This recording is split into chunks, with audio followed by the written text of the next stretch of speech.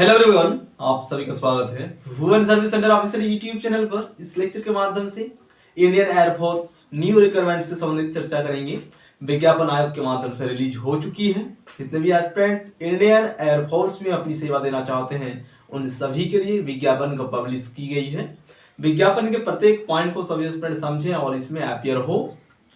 1/2025 batch का notification जारी हो गई है और उस नोटिफिकेशन को सभी एस्पिरेंट समझें। जो पॉइंट मेंशन की गई है आयोग के माध्यम से उन सभी पॉइंट को देखें, समझें और अपने आप में आप सभी अपने धारण किए गए एजुकेशन क्वालिफिकेशन को उसके साथ आप सभी तुलनात्मक रूप से देखें कि आप एलिजिबल हैं अथवा नहीं है। ठीक है, जैसे ही आप सभी एलिजिबल हो जाएंगे तो आप सभी इसमें आवेदन कर देंगे। इसीलिए सभी पॉइंट को हम एक्सप्लेनेशन कर रहे हैं। जो एस्पिरेंट एलिजिबल होंगे आवेदन करेंगे। अप्लाई प्रोसेस कब से स्टार्ट होगी, एज क्राइटेरिया क्या रहने वाली है, एजुकेशन क्वालिफिकेशन क्या चाहिए, क्या क्या पद रहने वाली है। तो इंडियन एयरफोर्स में जो भी एस्पिरेंट इंटरेस्टेड हैं तो आप सभी निश्चित रूप से आवेदन करेंगे। नोटिफिकेशन को हम एक्सप्लेनेशन करते हैं। एस्पिरेंट लास्ट तक लेक्चर में बने रहेंगे। ठीक है, इंडियन एयरफोर्स एफकैट 1/2025 बैच यहां पर मेंशन किए हैं। एनसीसी स्पेशल एंट्री दोनों ही प्रकार का पद इसमें मेंशन की गई है। नॉर्मल वाला पद और एनसीसी स्पेशल एंट्री के लिए भी इसमें पद मेंशन की गई है। एक ही नोटिफिकेशन है लेकिन दो प्रकार का पद इसमें इंक्लूड है। इसलिए अगर एनसीसी से संबंधित एस्पिरेंट हैं तो ऐसे एस्पिरेंट भी देखें। आप सभी के लिए ये लेक्चर अति महत्वपूर्ण वाला होने वाली है क्योंकि एनसीसी के लिए भी स्पेशल कोटा रखी गई है आयोग के माध्यम से और नॉर्मल जो एस्पिरेंट होते हैं उनके लिए भी कोटा है। दोनों ही प्रकार के एस्पिरेंट इसमें आवेदन कर पाएंगे। तो अगर जुनून है कि इंडियन एयरफोर्स में अपनी सेवा देंगे एस्पिरेंट तो आप सभी बने रहें, समझें और आवेदन करेंगे। पॉइंट को एक्सप्लेनेशन कर रहे हैं। अप्लाई प्रोसेस कब से स्टार्ट होगी, 2 दिसंबर 2024 से 31 दिसंबर 2024 तक आवेदन प्रक्रिया संपन्न किया जाएगा।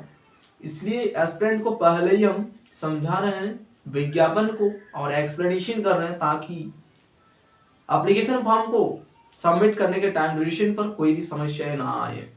2 दिसंबर 2024 से फॉर्म फिलअप कर पाएंगे एस्पिरेंट और अंतिम तिथि 31 दिसंबर 2024 है। इसी टाइम ड्यूरेशन के अंदर में एस्पिरेंट को फॉर्म फिलअप कर लेना है। अब आते हैं हम नेक्स्ट पॉइंट पर। एज लिमिट क्या होना चाहिए, एज क्राइटेरिया को देखना अनिवार्य है।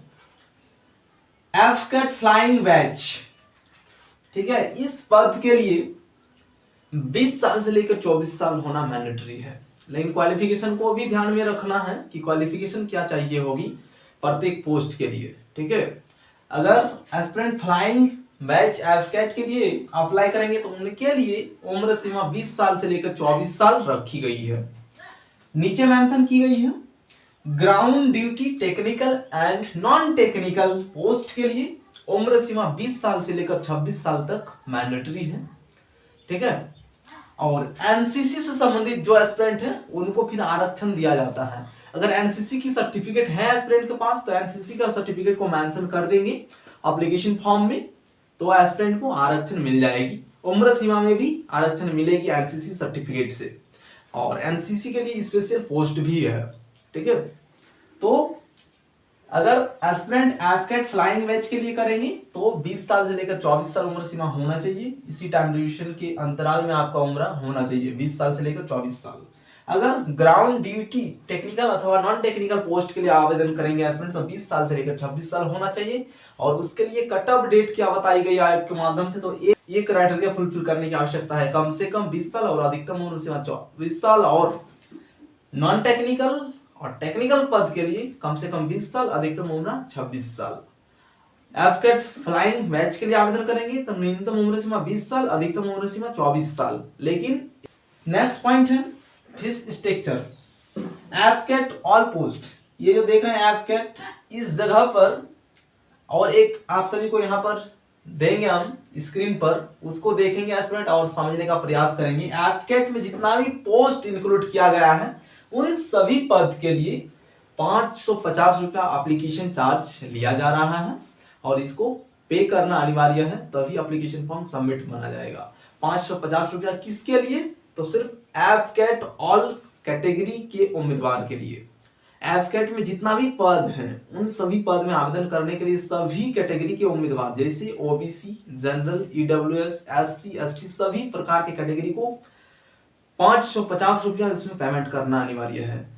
किसी दूसरी वैकेंसीज पर एससी एसटी उम्मीदवारों को आरक्षण दिया जाता है, फीस में भी फीस कम लिया जाता है, लेकिन इसमें सभी को 550 रुपया पेमेंट करना है एफकेट ऑल पोस्ट के लिए।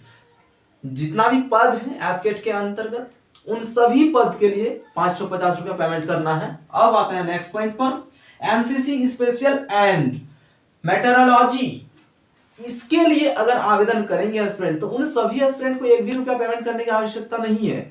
इसीलिए यही बेनिफिट है एनसीसी की। एनसीसी से संबंधित जो भी एस्पिरेंट है उन सभी के लिए बहुत ही बेनिफिट है इसमें। और भी विभिन्न वैकेंसीज पर बहुत सारे आरक्षण मिलते हैं एस्पिरेंट को, इसलिए एनसीसी कर लेनी चाहिए। जो भी एस्पिरेंट नहीं करते हैं एनसीसी, उनको एनसीसी करना चाहिए। अगर एनसीसी किए होंगे तो एनसीसी से संबंधित जो कोटा रखी जाती स्पेशल, उसमें भी आवेदन कर पाएंगे। और यहाँ पर जो वैकेंसी अभी रिलीज हुई है, इस वैकेंसी के अंतर्गत एनसीसी से संबंधित जो एस्पिरेंट होंगे उन सभी को 0 रुपया फीस स्ट्रक्चर मेंशन की गई है, यानी 1 भी रुपया पेमेंट नहीं करना है, सिर्फ आवेदन कर देना है बस। आप सभी का एडमिट कार्ड जारी होगी, एग्जामिनेशन में अपीयर होना है और देन ज्वाइन करना है। नेक्स्ट पॉइंट, क्वालिफिकेशन क्या होना चाहिए? तो जितना भी पद इसमें मेंशन की गई है सभी पद के लिए अलग अलग क्वालिफिकेशन मेंशन की गई है, एजुकेशन क्वालिफिकेशन, इसलिए यहाँ पर हम नीचे मेंशन नहीं किए हैं। एस्पिरेंट को इस जगह पर हमारे लेफ्ट साइड में एक आप सभी को स्क्रीन में दिख रही है, इसमें जो पद मेंशन की गई है प्रत्येक पद के लिए एजुकेशन क्वालिफिकेशन मेंशन की गई है। लेकिन यहाँ पर अब यह मेंशन किए हैं नीचे फ्लाइंग के लिए जो भी एस्पिरेंट अप्लाई करेंगी फ्लाइंग के लिए डायरेक्ट, ठीक है, तो उन सभी एस्पिरेंट के लिए यहाँ पर डिग्री को मेंशन की गई है एजुकेशन क्वालिफिकेशन के रूप में क्या होना चाहिए। तो एक पद के लिए सिर्फ हम यहाँ पर मेंशन किए हैं, बाकी सभी पद के लिए एस्पिरेंट बोर्ड के स्क्रीन पर आप सभी को दिख रही है। इस डेटा के आधार पर आप सभी देख लेंगे अपना एजुकेशन क्वालिफिकेशन को। अगर है एस्पिरेंट के पास डिग्री तो एस्पिरेंट आवेदन करेंगे। विभिन्न प्रकार के पद इसमें इंक्लूड हैं। इन सभी पद में अभी वर्तमान समय पर भर्ती प्रक्रिया जारी है, विज्ञापन आयोग के माध्यम से पब्लिश की गई है। आवेदन प्रक्रिया 2 दिसंबर 2024 से स्टार्ट होगी, अंतिम तिथि 31 दिसंबर 2024 है। फ्लाइंग में अगर आवेदन करेंगे एस्पिरेंट तो bachelor degree in any stream with intermediate level physics and mathematics mandatory, ठीक है।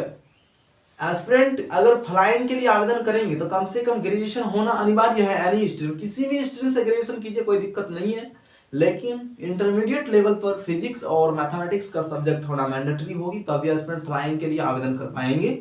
अथवा एस्पिरेंट के पास बैचलर ऑफ इंजीनियरिंग और बैचलर ऑफ टेक्नोलॉजी का डिग्री अगर है तो एस्पिरेंट इसमें भी आवेदन कर पाएंगे फ्लाइंग के लिए। फ्लाइंग में जितने भी एस्पिरेंट इंटरेस्टेड रखते हैं उनमें अधिकतर उम्मीदवार का टेक्निकल डिग्री ही होती है। लेकिन अगर कोई भी एस्पिरेंट इंटरमीडिएट साइंस स्ट्रीम से कंप्लीट किए हैं फिजिक्स और मैथमेटिक्स के साथ, और आगे चलकर अगर आर्ट्स अथवा कॉमर्स की भी पढ़ाई किए हैं, ग्रेजुएशन कंप्लीट है, तो वैसा एस्पिरेंट फ्लाइंग के लिए भी आवेदन कर पाएंगे, इसमें कोई संदेह नहीं है। और ये डेटा आयोग के माध्यम से बताई गई है, जो आयोग के माध्यम से एजुकेशन क्वालिफिकेशन नोटिफिकेशन में मेंशन की गई है, उसी नोटिफिकेशन के बेस पर आप सभी को एक्सप्लेनेशन कर रहे हैं ताकि एस्पिरेंट सभी पॉइंट को समझ सकें और इसमें अपीयर हो सके। बाकी जो भी पद हैं उन सभी पद को तो आप सभी देख लें किस पद के लिए क्या एजुकेशन क्वालिफिकेशन होना चाहिए, तो उसी के अनुरूप आप सभी देखेंगे अपने एजुकेशन क्वालिफिकेशन को और अप्लाई करेंगे। अंतिम तिथि का कोई भी एस्पिरेंट वेट नहीं करेंगे, इतना पहले आप सभी को इन्फॉर्म करने का तात्पर्य कि ताकि जैसे ही 2 दिसंबर 2024 को एप्लीकेशन फॉर्म को स्टार्ट किया जाएगा, जल्द से जल्द सभी एस्पिरेंट इसमें आवेदन कर देंगे। और कुछ परेशानी होने पर एस्पिरेंट कमेंट बॉक्स के माध्यम से अपनी परेशानी को साझा करेंगे और सॉल्यूशन भी हमारे माध्यम से प्रोवाइड किया जाएगा। अगर कोई भी दुविधा उत्पन्न होती है एस्पिरेंट की एफकेट फ्लाइंग बैच 24 नोटिफिकेशन जारी हुई है, लेकिन 1/2025 का ये नोटिफिकेशन है। ठीक है, तो इसको भी ध्यान में रखेंगे सभी एस्पिरेंट। दुविधा उत्पन्न होने पर आप सभी डायरेक्ट कमेंट बॉक्स के माध्यम से संपर्क कर सकते हैं। ठीक है, धन्यवाद।